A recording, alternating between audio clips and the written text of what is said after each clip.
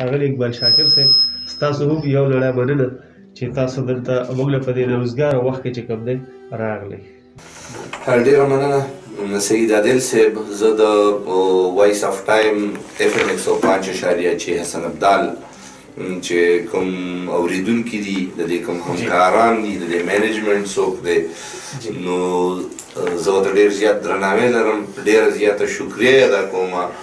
چې دوی د خپلې ژبې دپاره د خپل کلتور دپاره او دغه شانته د خپلې علاقې دپاره بس خلکو ته یو پیغام رسوي، یو مثبت پیغام رسوي. نو او دغه درناوی ورته هم لرو چې موږ دعوت راکړو سید عادل صاحب په دعوت باندې موږ دلته رالو. انشاءالله خبرې به کوو چې هغوی راسره څنګه تپوس رانه کوي او څنګه جواب رانه غواړي هماغه شانته به کوو انشاءالله. تاسو زموږ سره اوسېږئ FM 105.6 اورېدونکي چې کوم دي انشاءالله چې تاسو هم سالک سره به پکې سندرې مو جی لومړی پوښتنه به ستاسو نه وکړو چې FM چینلې هم جوړې شوې، سوشل میډیا هم راغله، نو په دې سوشل میډیا او د دې FM چینلو په عام ولس باندې څه اثر وغورځوي؟ داسې ده چې ساینسي ایجادات چې دي نو دغه ځان سره د صحتمند سرګرمو یو پیغام راوړي او یو کار راوړي. زما په خیال باندې FM چینلې یا سوشل میډیا د دې نه پښتو شعر و ادب ته فایده رسېدلې ده او فایده ترې رسي، ځکه چې پخوا به زمونږ په غم خادو کې چې مونږ به کاته نو زمونږ مونږ چې به خوشحالیانې کولې نو په هندوستانو سندرو باندې به مو کولې او د هغې سره به مونږ خپل هغه ژوند به ورسره لکه مستي به ورسره کېده. اوس د دې چینلو سره زمونږ د پاپ پښتو میوزیک سره او د دې د عام کېدو سره زه داسې ماته داسې ښکاري چې زمونږ په غم خادو کې د اوس د پښتو د سندرو سره خلک هغه خپله مستی کوي او خپله خوشحالي ورسره کوي. داسې ده چې پښتو عام شوه،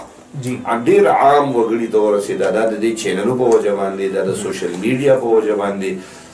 اوس ټایم داسې راغلی دی چې مونږه خپل ځوان نسل چې دی چاته چې دا آواز رسي چې مونږ د هغې د تعلیم او د تربیت کوشش د دې چینلو نه شروع کړو، د دې سوشل میډیا د لارې نه شروع کړو. نو زما په خیال سره دا ساینسي ایجاد چې دی دا یو موقع ده د خپلې ژبې د ترویج دپاره، د خپلې کلچر او تهذیب د ترویج دپاره، خپل قوم د خپل تاریخ نه خبرول، د خپل قوم په یوه حواله سره په سیاسي بصیرت کې اضافه کول. دا چینلې چې دي نو ډېر لوی کردار ادا کوي او زه د ذاتي طور ډېر په درنه سترګه باندې ګورم. ډېره زیاته مننه اقبال شاکر صاحب. تاسو ته په دې مخکې ورځو کې د رئیس الغزل خطاب میلاو شوی دی، نو پکاره چې دا پوښتنه خو ما لومبی کړې وې، خو بهرحال د دې باره کې راته لږ څه وایي خپلو اورېدونکو ته؟ داسې ده سید عادل صاحب، دا محبتونه چې دي دا د یو فنکار دپاره، د یو شاعر دپاره، د یو تخلیقکار دپاره دا د ټولو نه لوی ایوارډ دي. داسې ده چې په ټوله پښتونواله کې داسې خلک شته چې زموږ سره محبتونه کوي، د دې شاعرانو سره، د دې فنکارانو سره، د دې خپلو مشرانو اتلانو سره. دغه زموږ دپاره ډېر زیاته د اعزاز خبرې. زموږ یو مقامي تنظیم دی همیشه پښتو ادبي ټولنه په ملکنډ کې سرګرمۍ کوي، د هغې یو مشر دی په ملکنډ پوهنتون کې د پښتو ډپارټمنټ چیرمن دی پروفیسر ډاکټر علي خیل دریاب صاحب. دا د هغوی محبت دی، دا د هغوی مینه ده. زه د چا د خپل خاورې هم نه یم، خو دا ده چې بس هغوی فیصله وکړه، خپل تنظیم یې فیصله وکړه او یو لوی فنکشن یې را جوړ کړو او په هغې کې وویل چې رئیس الغزل. زه په دې خبره سم پې پوه هم نه یم، خو دا د هغوی محبت دی، دا د هغوی مینه ده. نو بس زه به دا ووایم چې زه د هغوی دغه فیصلې ته، د هغوی دغه محبت ته هم ډېر زیات درناوی لرم او الله دې ورسره ښه وکړي. ډېره مننه جي، ډېره مبارکي ده له خپله ډخه د خپلو اورېدونکو او د وایس آف ټایم رادیو FM 105.6 د ټول مینجمنټ سټاف له اړخه تاسو ته ډېره مبارکي درکوم. اقبال شاکر صاحب ستاسو اړخ ته راځم او دا پوښتنه کوم چې پښتو ټولنې چې کوم دی هغوی هم لګیا دي کتابونه چاپ کوي او چې تپوس ترې کوي وایي کتاب مارکیټ کې څوک نه اخلي. که کتابونو دکان ته ورشي ورته چې د شاعرۍ کتاب دی نو وایي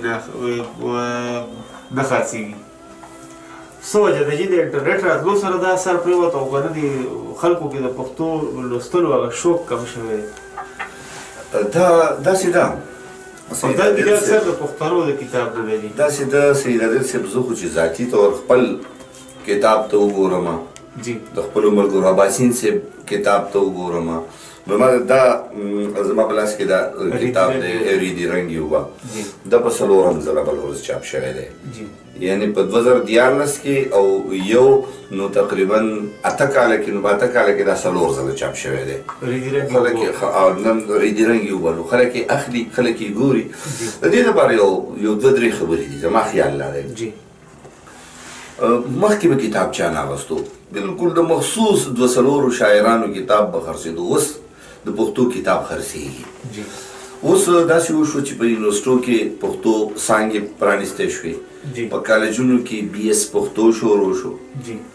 که یو کار بل شو چې د 12مه پورې د پښتو لازمي مضمون شو نو د پښتو کتاب به بیا هر سړی اخلي بختیار روان صاحب خبره وکړه د ریسرچ کار دغه شان د هغې سره بیا نثري تخلیق طرف ته راتلل دا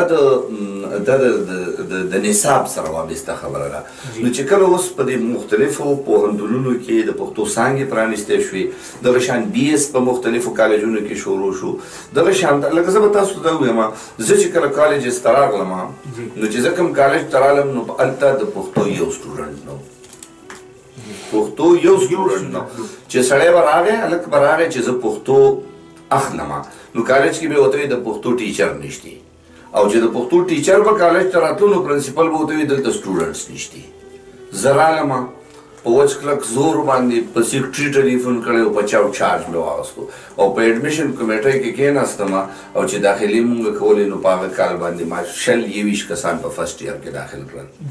او کال چې بیا مونږ کې نو هغه 20 کسان سیکنډ ایئر ته لاړل او مونږ په 11 کې یو 50 ماشومان داخل کړل اوس چې دی زه چې دغه کالج نه راتلم توتکان کالج نو په هغه کالج کې زما تقریبا د فرسټ ایئر او د سیکنډ ایئر او د تھرډ ایئر یو نیم سل سټوډنټس پاتې وو اوس چې زه په کوم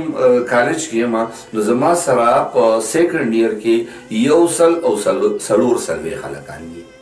او د هغې نه پس په فرسټ ایئر کې بیا مونږ لږ دا بي اس پکې شروع شو نو 80 کسان را سره په فرسټ ایئر کې دي زما مطلب دا دی چې دا خلک چې روزنډې خو پښتو لوستی شي بیا نو دی بیا د پښتو کتاب اخلي خو د پښتو د کتاب دپاره زما یو خواست دی چې داسې شاعر چې دی په کلي کې را پیدا شو او د کلي د یو سر سړی دی او په بل کوز سر کې څوک نه پیژني د شاعر په حیثیت سره او دی کتاب چاپ کی نو دا کتاب به څوک نه اخلي د ده نه څوک خبر نه دی چې دی شاعر دی بختیار روان صاحب ناست دی سالک صاحب موږ چې چېرته د کتابونو دکان ته لاړ شو نو هغه کتاب راچوتو او اخلو چې کوم سړی مونږ پیژنو چې دا د پلانکي شاعر کتاب دی د پلانکي افسانه نګار کتاب دی نو د دې نه مخکې زه لږه داسې د مارکیټ ژبه استعمالومه چې مارکیټینګ د یو سړي وشي او بیا دغه کتاب چاپ شي نو بیا به خلک اخلي زموږ د سوشل میډیا چې دا کوم کسان دي ملګري دي زه بزاده دانش دی منیر بنیری دی ضمیر خان ضمیر دی د هغوی مارکیټینګ شوی د هغوی کتابونو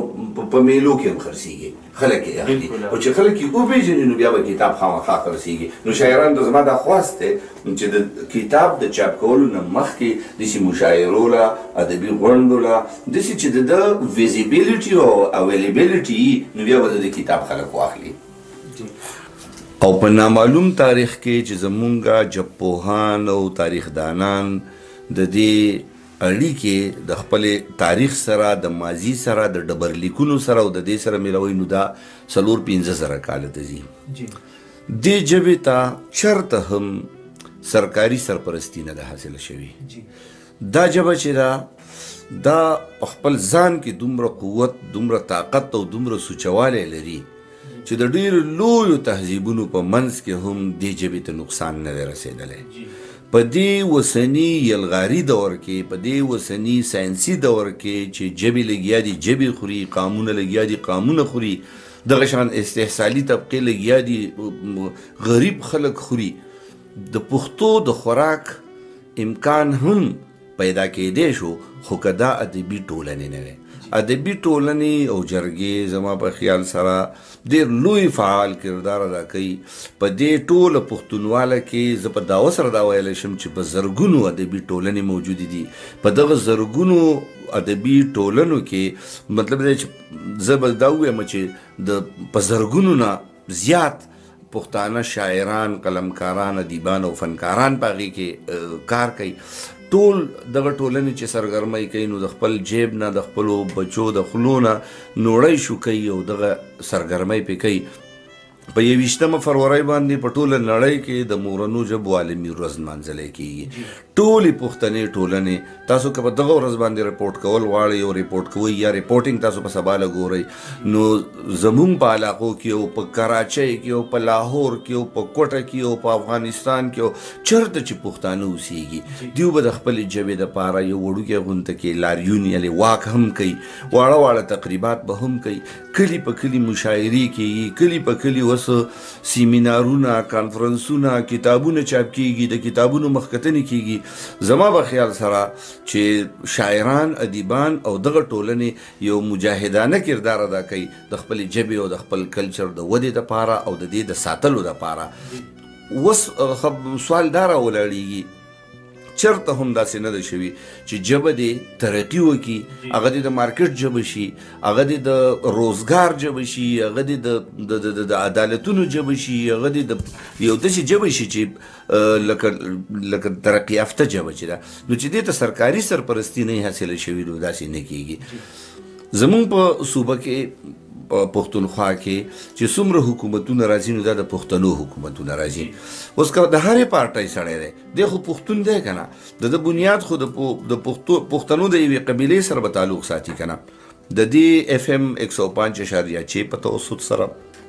د سوشل میډیا په توسط سره د ټولې لکه د ټولو پښتنو د طرف نه د دیو نه مونږ دا مطالبه کوو دا درخواست ورته کوو چې دا پښتو ژبه دی د 12مه پورې لازمي مضمون چې څنګه د دې دپاره آیین سازي شوي ده په تیر حکومت کې په هغې د عمل درآمد وکړی شي او دا دی لکه هغه د 12مه پورې لازمي مضمون شي نو اوس دا پرشر یا دا خبر راچوتول نو دا هم دقه ادبي تنظیمونه کوي دقه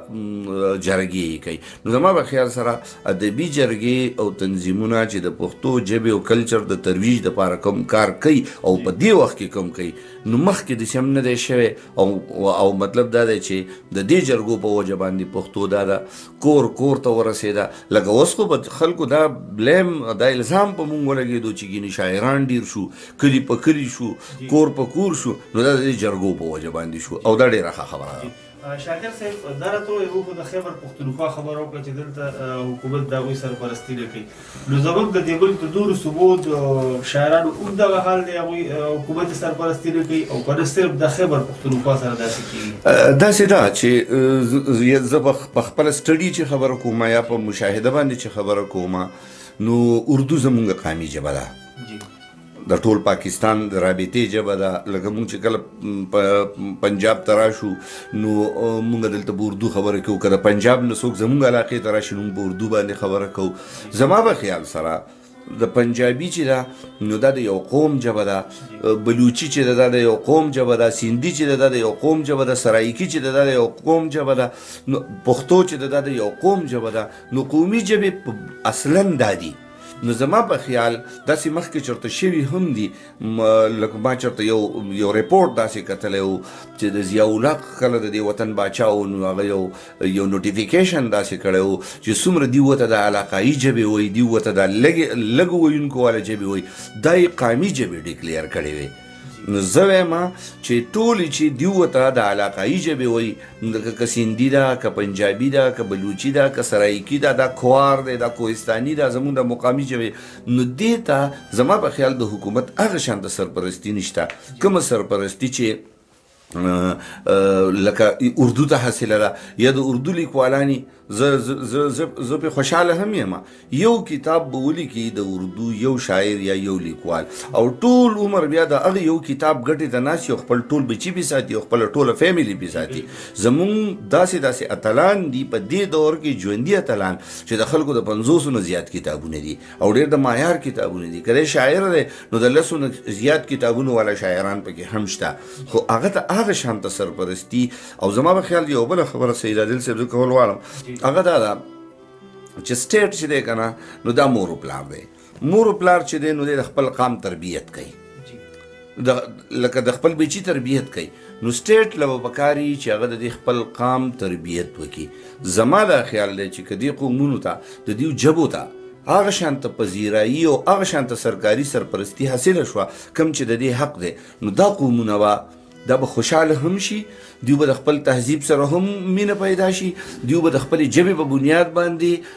د ښې ورځې خاوندان هم شي او دا به د ریاست لپاره ډېره زیاته لویه خبره وي دا به وله ښه خبره وي چې د دې وګړی چې دی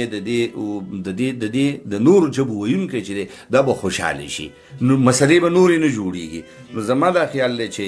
نورې چې دیو ته علاقایي ژبې وایي هغې ته هغه شانته سرپرستي نه ده حاصله لکه په نوره دنیا کې چې شاعر ته ادیب ته د هغه تخلیق ته د هغه تحقیق ته کومه پذیرایي میلاو ده نو زما په خیال سره دلته نورو ژبو ته هم هغه شانته یوازې مونږ پښتو نه یادو ټولو ته د هغه شانته حق میلاو شي چې څنګه د هغوی حق دی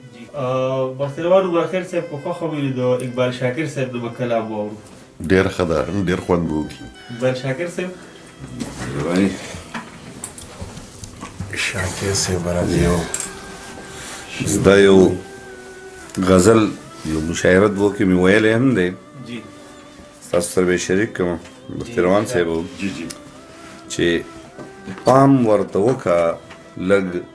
د مینې غر په ځمکه پروت دی پام ورته وکړه لږ د مینې غر په ځمکه پروت دی یو مړاوی ګل ستا د کوڅې بهر په ځمکه پروت دی پام ورته وکړه لږ د مینې غر په ځمکه پروت دی یو مړاوی ګل ستا د کوڅې بهر په ځمکه پروت دی او خدایا چې کم یو زورور به وي دا جنګ ګټلی خدایا چې کم یو زورور به وي دا جنګ ګټلی په ویړ میدان کې یو مات شوی ښکر په ځمکه پروت دی خدایا چې کم یو زورور به وي دا جنګ ګټلی په ویړ میدان کې یو مات شوی ښکر په ځمکه پروت دی او زه خو د عرش د منارو سره خبرې کوم زه خو د عرش د منارو سره خبرې کوم د خلکو خیال دی چې زما دا سر په ځمکه پروت دی زه خو د عرش د منارو سره خبرې کوم د خلکو خیال دی چې زما دا سر په ځمکه پروت دی او عقله چې مینې په اسمان کې څومره لار وهلې عقله چې مینې په اسمان کې څومره لار وهلې تا ته د دې نه زیات او ګران سفر په ځمکه پروت دی عقله چې مینې په اسمان کې څومره لار وهلې تا ته د دې نه زیات او ګران سفر په ځمکه پروت دی او د مینې راز او نیاز د دې سړي نه وتپوسئ د مینې راز او نیاز د دې سړي نه وتپوسئ بیګا د ستورو سره و سحر په ځمکه پروت دی د مینې راز او نیاز د دې سړي نه وتپوسئ بیګا د ستورو سره و سحر په ځمکه پروت دی او په خپل دنګوالي او لویوالي غره هم اوسېږئ په خپل دنګوالي او لویوالي غره هم اوسېږئ خو دومره یاد ساتئ چې هر یو غر په ځمکه پروت دی په خپل دنګوالي او لویوالي غره هم اوسېږئ خو دومره یاد ساتئ چې هر یو غر په ځمکه پروت دی او د پاڼې پاڼې ګل قیمت او ارزښت دا وګڼئ د پاڼې پاڼې ګل قیمت او ارزښت دا وګڼئ چې د شاکر زړګی پر هر په ځمکه پروت دی د پاڼې پاڼې ګل قیمت او ارزښت دا وګڼئ چې د شاکر زړګی پر هر په ځمکه پروت دی او پام ورته وکړه لږ د مینې غر په ځمکه پروت دی یو مړاوی ګل ستا د کوڅې بهر په ځمکه پروت دی ډېر ښه شعرونه ډېر ښکلي شعرونه بل شاکر صاحب کو خوښه وکړي کارونه به پکې لږ واخلو چې ملګري سره ټیک دی تاسو ډېر خپل راتلی شئ السلام علیکم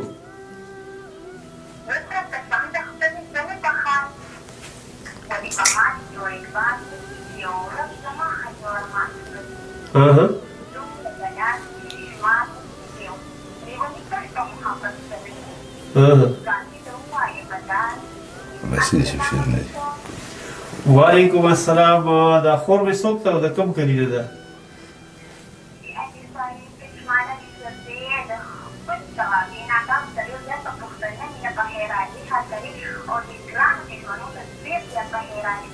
ډېره ډېره مننه، یو جهاد مننه. کشمال یوسفزی خور دا راته ووایه مېلمانه را سره ناست دي د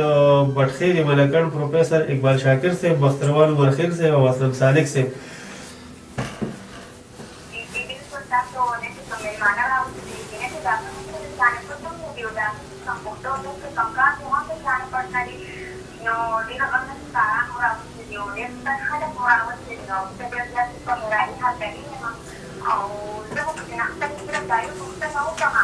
जी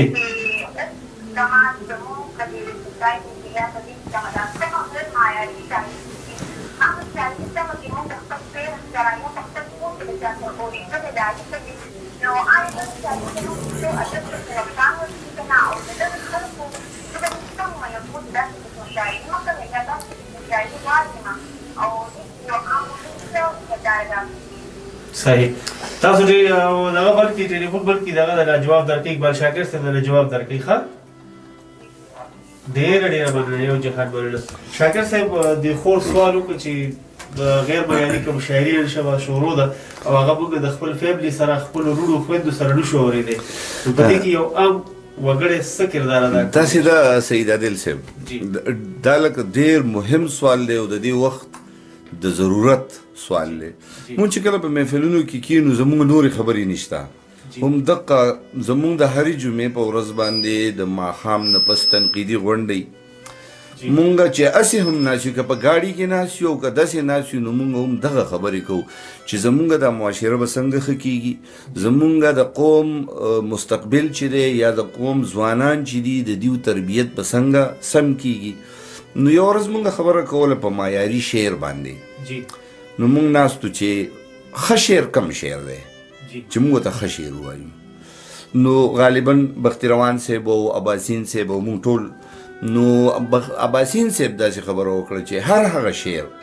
چې یو سړی په خپل کور کې د خپلې مور، د خپلې خور، د خپلې ورندار، د خپلې ترور،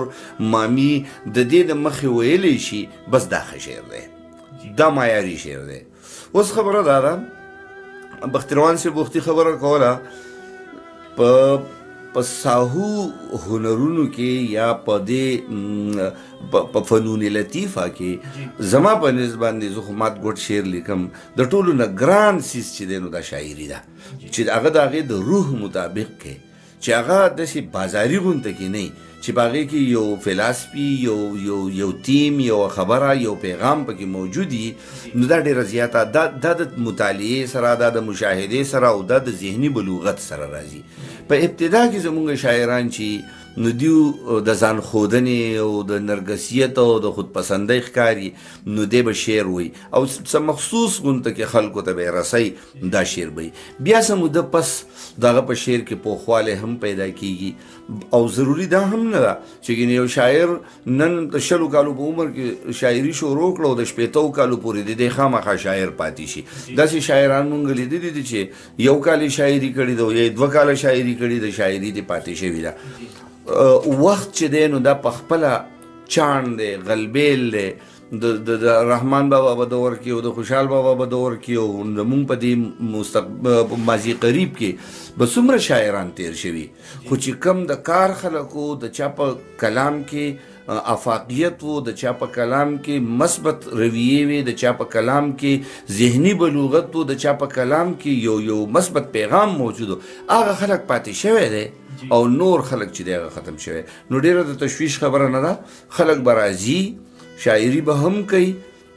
مونږ له دا پکار دي چې مونږ په خپل ماحول دا نظر واچو چې مونږ دې د هغه چینلو انتخاب وکړو چې اورو یا ګورو، مونږ دې د هغه ریډیو انتخاب وکړو چې هغه مونږ اورو، مونږ دې د هغه په ټي وي باندې په مطلب چې په الکترونیک میډیا باندې هغه چینلې مونږ اورو چې هغه زموږ ته معیاري پروډکشن راکوي. هر سړی نن په دې پوه دی، ته به خپل موبایل کې یا په خپل کمپیوټر کې تا ته یو چینل دی چې تا سبسکرایب کو، نو تا ته به پته ولګي چې د دې روح څه دی، دا څه دی. نو زه وایم چې موږ له په دې باندې سیمینارونه پکار دي، کانفرنسونه پکار دي چې موږ دې خپل را روان نسل چې دی هغه دې په دې باندې مونږ پوه کړو چې کم قسمه شعر معیاري دی او کم قسمه شعر اورېدل پکار دي. غیر معیاري څیزونه راځي همدغه شانته په دې بازارونو کې که تاسو هورئ چېرته ځان له پیزار اخلئ او بازار ته ورشئ نو بس په 200 په 300 په 400 روپۍ به یو څیز تاته میلاو شي، خو که په هغې کې برانډډ یو سړی چېرته غټ دوکان ته لاړ شي او برانډډ څیز اخلي نو ګران به یې والي، خو هغه به د کار څیز به وي. نو دغه شانته په پروډکټس کې او په دې کې به راځي، ښه به هم راځي او ناښه به راځي هم راځي، ښه به پاتې کېږي او ناښه به ختمېږي. وخپل او خو انتخاب مونږ له د ښه په کار دی او ښه او بد هر سړی پېژني. جی سارق صاحب کو خوښه وي اقبال شاکر صاحب به څه یو کلام چې واورو نو خوند به وکړي. جی شعر په دې تک یو غزل راوړېدم دغه د ځمکې اسانه ده د بختروان صاحب چې که خوشحالیانې په دې ټول جهان لوستی نه شمه، که خوشحالیانې په دې ټول جهان لوستی نه شمه، خو هلې ځلې به کومه کېناستی نه شمه. که خوشحالیانې به دې ټول جهان لوستی نه شمه، خو هلې ځلې به کومه کېناستی نه شمه. او الله دې وکړي چې ستا غېږې ته در ورسمه، الله دې وکړي چې ستا غېږې ته در ورسمه، او الله دې نه کړي چې ستا سترګو ته کتی نه شمه. الله دې وکړي چې ستا غېږې ته در ورسمه، او الله دې نه کړي چې ستا سترګو ته کتی نه شمه. او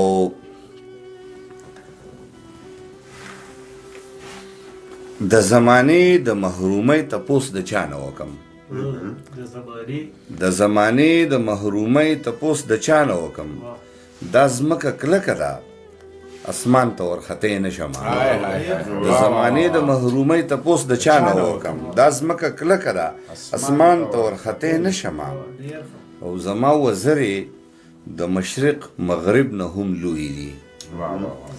زما وزرې د مشرق مغرب نه هم لوی دي. دا جهان تنگ دی زه په دې کې الوتی نه شمه، زما وزرې د مشرق مغرب نه هم لوی دي. دا جهان تنگ دی زه په دې کې الوتی نه شمه. او د غریو نیولې پیغلې اوښ که یمه ستر مې دی، د غریو نیولې پیغلې اوښ که یمه ستر مې دی. په دې حالاتو کې د کوره راوتی نه شمه، د غریو نیولې پیغلې اوښ که یمه ستر مې دی. په دې حالاتو کې د کوره راوتی نه شمه. او شاکره ستا په دروغجنه واده پوهه یمه، شاکره ستا په دروغجنه واده پوهه یمه. ډېره تېروتې یمه نور تېروتی نه شمه، شاکره ستا په دروغجنه واده پوهه یمه. ډېره تېروتې یمه نوره تېروتی نه شمه. صرف مهرباني. شاکر صاحب که خوښه وي نو یو څو SMS راغلي دي دا به پکې شامل کړو. یوسف خان او باسط وایي چې پروګرام اورو، شاکر صاحب ته او عمرخیل صاحب ته او صالح صاحب ته سلامونه او پروګرام کې ورته ویلکم وایو. او وایي چې عمرخیل صاحب ته ووایي چې زه به ښه افسانه څنګه لیکم. دا خبره زه کوم بختیروان صاحب تاسو خپله خبره کړې وه، داسې بختیروان صاحب ویلي وو چې کومه مطالعه ده مطالعه د هغې دپاره مطلب ضروري ده، او یو د دیو په عمر هم ډیپینډ کوي، د دیو په تعلیم هم ډیپینډ کوي. او بختیروان صاحب به نور جواب ورکړي چې ښه جي دوی څه وایي چې زه بس ښه افسانه څنګه ولیکلی شم افسانه به څنګه لیکو داسې کار دی چې که فرض کړو ستا رجحان د یو چا رجحان دغې طرف ته وي که نه نو موږ افسانه د قیسې یو ماډرن او جدید فارم دی قیسه دې ته سټوري وایو سټوري او شارټ سټوري دا شارټ سټوري ده نو سړي د ذهن کې یو قیسه پرته چې زه چاته یو قیسه بیانوم بس په ساده لفظونو کې که فرض کو د چا اول ځلي چې په افسانه باندې دی تجربه کوي نو دې داسې وکړي چې دې د قیسه ولیکي یو رودات دی ولیکي یو ریپورټ دی ولیکي خو په هغې کې د داسې چې یو پوینټ په هغې کې دغې پلاټ چې څه ته وایي که نه چې یاره د دې نه زما مقصد څه دی او که فرض کو دا څوک اوري او یا لولي نو چې د هغه مقصد څه دی مطلب یو حادثه ده فرض کو دې بیانول غواړي نو دې همدغه حادثه خدای مکه چېرته جنګ جګړه شوې ده د ماشومانو په سر باندې شوې ده او دې هغه ریپورټینګ چې دی دا کې یو دغه یو کیسه دی بیاني نو دې داسې هم کولی شي چې دې د لوړې په سر کښېني او داسې لکه یو فلم یو ورته ګرځي هغه چلیږي او دی هم هوبهو هغه لفظونه را اخلي په ډېره ساده او اسانه ژبه کې کومه ژبه چې د ده د لارې کوڅې ژبه ده کومه چې د ده عامه ژبه ده په دغه ژبه کې دی دغه ټوله قیسه په محدود وخت کې چې دی اوري یا 10 منټه کې یا 15 منټه کې یا زیات نه زیات نیمه ګنټه کې لوستونکی لوستی شي یا اورېدونکی اورېدی شي نو دې دغه قیسه ولیکي بیا د هغې نه پس نور که فرض کړو زه اوس د افسانې په پوره دغه باندې ځم نو بیا به بحث اوږد شي خو همده ته که دی نوی راتلونکي یا دی زلمي نو دی همدغه شانو کې چې یو قیسه یو سټوري یو ریپورټ یا روپورتاژ یو روداد دا د دې د خپل طرف نه ولیکي او که کیدی شي نو موږ سره د شعر هم کې نو په هغې کې چې کمې فني خبرې دي یا کم ضروري خبرې دي نو په هغې به ورته بلکل د زړه د خلاصه به ورته مشوره ورکړو انشاءالله وحید د چکدرې نه میسج کړی دی چې زه د سالک صاحب شاګرد جوړېدل غواړم ډېره زیاته مننه یې کوو او مونږ ورته د زړه د تله په خیر راغلی وایو او ویلکم ورته کوو او هر کله دې راشي د جمعې په ورځ زموږ هره جمعه زموږ ناستې د ګرو پټخېلې کې دومره فاصله نشته او د هرې جمعې په ورځ باندې زموږ تنقیدي غونډې کېږي په هغې کې زموږ د موسیقۍ د فن سره چې کوم کشران وابسته دي هغه هم راځي زموږ د ادب سره چې کوم کشران دي هغوی هم راځي زموږ د استادان ناسي نور لوی استادان راځي نو دوی دې راشي او مرستیال لیکوال مل ملکڼ زموږ د بټخېلې په دې بازار په منځ کې د ټیلینار فرنچایز دی او د هغې خواته زموږ ښه ښکلې لایبرري ده مزیداره او بس د ښکلي ښکلي خلکو ته راځي او دی به هم ښه ښکلی سړی او را دي شي انشاءالله شي موږ به ورسره د خپل طرفه پوره مینه د مازدیګر د مانځه نه پس د جمعې په ورځ د مازدیګر د مانځه نه پس بټخېله ټیلینار فرنچایز یا که یې فرض کړو د سالک صاحب نمبر ورسره نه نو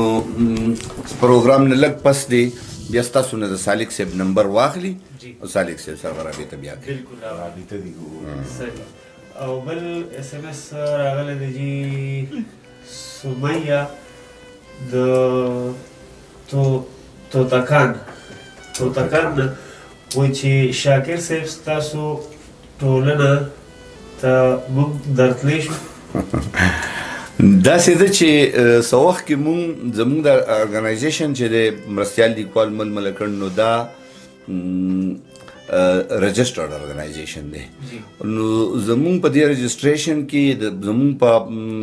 آوټپوټ کې په انپوټ کې څه شرایط داسې چې په دې کې د فیمیل ممبرس خامخا یي دا د مطلب چې اټماسفیرک حوالې سره سیف هم وي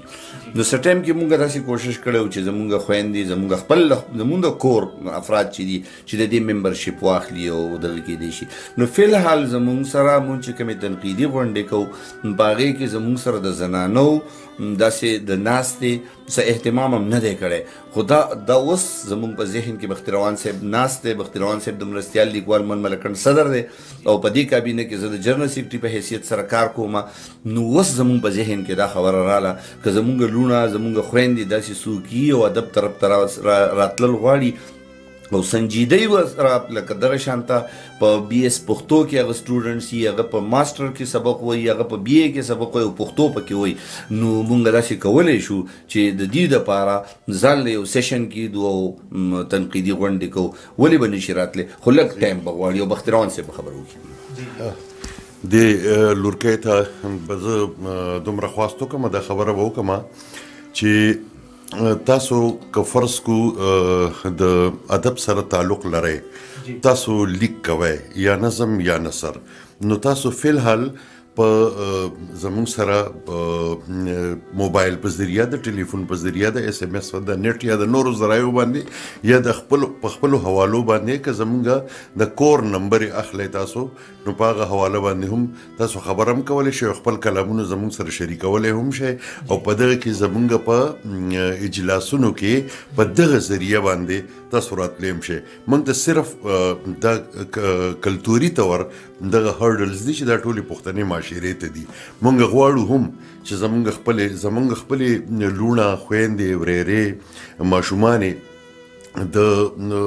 آرټ سره تعلق سره د ادبیاتو سره څوک انګلیش لټریچر وي څوک اردو لټریچر کې دي څوک پښتو کې دي نو دغه ټولې نو موږ په خپلو کورونو کې د خپلو بچیانو سره زه په خپل ځاني باندې داسې شاکر صاحب داسې سالک صاحب موږ د خپلو بچو سره د که لوڼې دي او که زامن دي چې څومره دي د هغوی سره ډسکس کوو د شعرونو تشریح ورته کوو هغه ورته سمو په مضامینو ورته خبره کوو. نو که فرض کو تاسو ته داسې یا تاسو خپل تخلیق کوئ زما یو بله ورېره ده هغه شعر لیکي هغه زما سره شعر کوي ماله مخامخ نه راځي زما نه به شرمیږي کشره ده خو هغه خپل کلام ما ته رالیږي په هغې کې ورته زه لږه اصلاح کوم او غځي او په کالج کې په یونیورسټي کې هغه خپل ملګرو سره او په فنکشنز کې په هغې کې اوري او ډېر داد پې مخلي نو هغه دغه شانتې خپله د شاګردۍ په لیول باندې هم هغه اوسېږي. خو زموږ سره موږ دا وایو هم چې زمونږ عموما دغه وختي د چکدرې نه د کسو چې زه د سالک صاحب شاګرد جوړېدل غواړم نو دا موږ په هر فورم باندې وایو چې زمونږ د ادبي ناسته یا د دې چې کوم سره تړلي چې کوم خلک دي لیکوالان دي نو دا یو داسې فورم دی یو داسې خاندان دی چې یا داسې کورنۍ داسې ټبر دی چې په دې کې ټوله دوستانه ماحولي زمونږ داسې دوستان دي زه اکثر خبرې کوم زما داسې دوستان دي چې زما د پلار همزولي دي او ځینې مې داسې دوستان دي چې زما د بچو همزولي دي نو زمونږ ماحول ټول دوستانه دی. هغه موږ سره خپل ځاني د پلرونو او نیکونو د عمرونو خلک را سره هم شپو تر شپو ناستې او سحر کوو او سبا کوو او دغه شانتې زمونږ بچي هم د بچو د عمرونو او د هغوی نه هم کشران زمونږ سره په محفلونو کې ناست دي هغوی هېڅ قسمه ټینشن نه لري ښه آزاد ناست دي خپله خبره هم ځکه چې دا تربیتګاه ده نو دا تاسو په هر ذریعه باندې چې کم سورسز تاسو ته اویلیبل دي په هغې باندې تاسو ته زمونږ استفاده کیدی شي او زمونږ خدمات هر وخت اویلیبل دي. بالکل همداسې عمر خیل صاحب زمونږ چې ثوابی نه به کله پروګرام کوو د ګیالۍ نو هغې کې به موږ اکثر داسې زنانه به ویل موږ به کورونو ته نړو د هغې نه موږ ریکارډینګ وکړو د هغه ریکارډینګ او د هغه پروګرام فایده موږ ته دا راووته چې زموږ په ثوابی کې د زنانو ځان له یو ټولنه جوړه شوه حاکر صاحب باقاعده هغوی به بیا مشاعرې هم کولې راغوښتل به یې نارینه نظام به ځان له کړه به پکې مشاعره زید یوسفزۍ خو په دې هکله چې کوم ډېر ستړی کار کړی هغوی مشاعرې هم کړي په دې هکله بخروان عمر خیل صاحب د چا خبره وي د وخت په تقدیر ته هم 1 بجه شوه 1 بجایدو کې د خوښ هم ده چې د وخت مخکې خپلو اورېدونکو له وړوکي شان پیغام ورکړي پتلو تلو کې زه به پتلو تلو کې خپلو بچیانو ته خپلو لوڼو ته مېرمنو ته بس دا خاص تو کما چې که فرض کو ستاسو ذهن کې دا یي تاسو فطري طور د شعر او ادب ته ستاسو رجحان ستاسو میلان ستاسو رغبت دغه طرف ته نو هیڅ قسمه د هیزیټیشن ښکار کېږي ما بالکل لیکل کوئ خو داسې ده چې په زمونږ په سوسایټي کې زمونږ په معاشره کې د نثر او په منظوم ادب کې نظم چې کوم دی کوم صنف دی یو غزل دی یو نظم نو نظم کې ډېرې لارې چارې شته چې زنانه پکې د خپلو جذباتو اظهار کولی شي نو که فرض کو څوک شعر لیکل غواړي نو په نظم نه دی بسم الله وکړي او بالکل د خپل خیال او د خپلې ژبې او د خپلو جذباتو اظهار دی په دغه صنف کې کولی شي او شعر ته دی هم راضي بېیرې بهترهي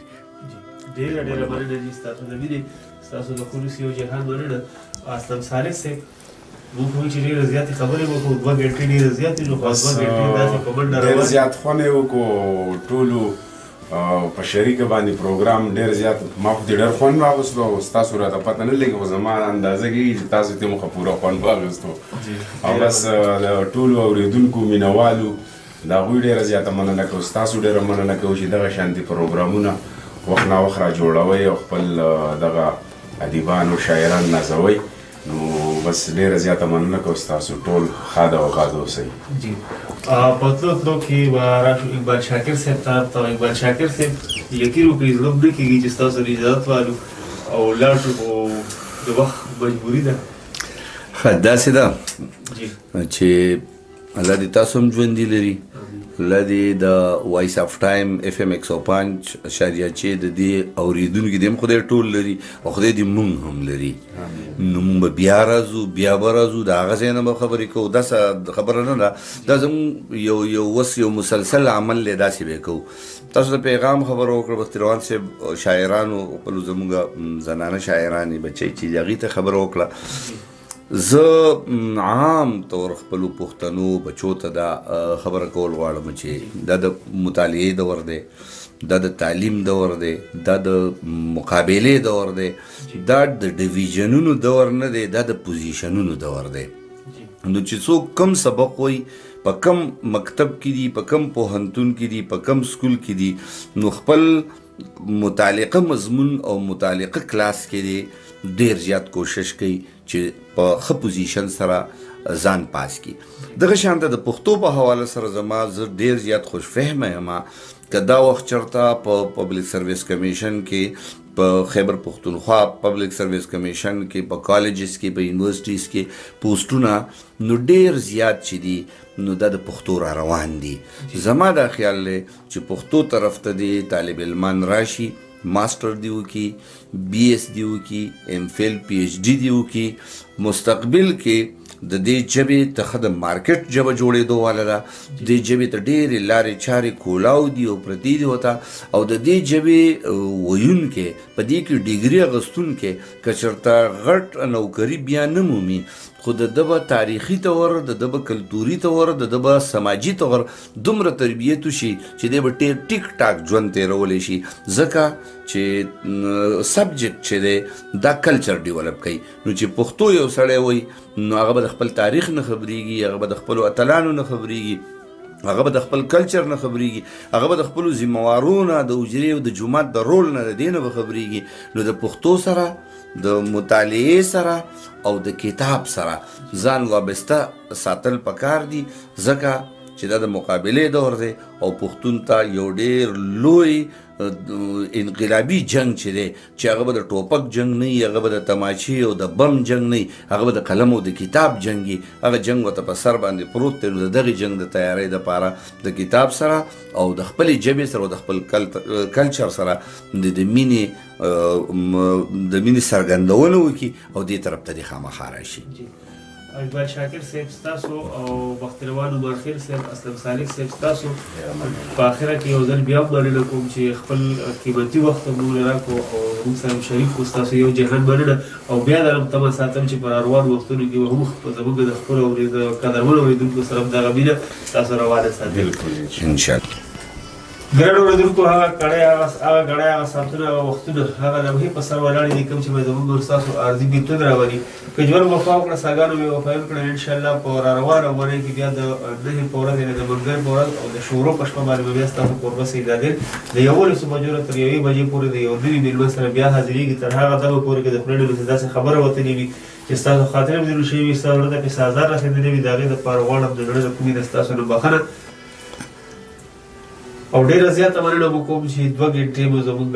خبرې واورېدې زموږ د ګرانو قدرمنو مېلمنو سره مو خپل ګلورین خیالونه شریک کړل د SMS په کرښه باندې د ټلیفون په کرښه باندې د هغه ټولو مینوالو زړه له کومې نه مننه کوم کوم مینوال چې زموږ سره د ټلیفون په لاره راغلل او زموږ سره د خپلې مینې اظهار وکړو زموږ د خپرونې ته ډېر په درانه سترګه وکتل د هغوی یو جهان مننه او کومه مینوالو چې زموږ سره د SMS په کرښه باندې خپله مینه شریکه کړه د هغوی هم یوه نړۍ مننه د هغې سره سره د هغه مینوالو هم د زړه له کومې نه مننه کوم کوم مینوال چې زموږ خپرونه ډېر په خاموشۍ سره واورېده او زموږ خپرونې ته د ښکلا او د لاس تورې ور وبخل د هغوی هم یو جهان مننه خو موږ سره د خپلې مینې د اظهار ژبه ګونګۍ وساتله ګران اورېدونکو په تلو کې د وایس اف ټایم رادیو FM 105.6 د ټول منیجمنت سټاف د ټول همکارو خصوصا د پروډیوسر شاهزیب صاحب او د هغوی سره مرستیال ظاهر مشال صاحب د هغوی هم یو جهان مننه چې په خپلو صلاحیتونو باندې زموږ غږ ستاسو تر غوږونو پورې درورسو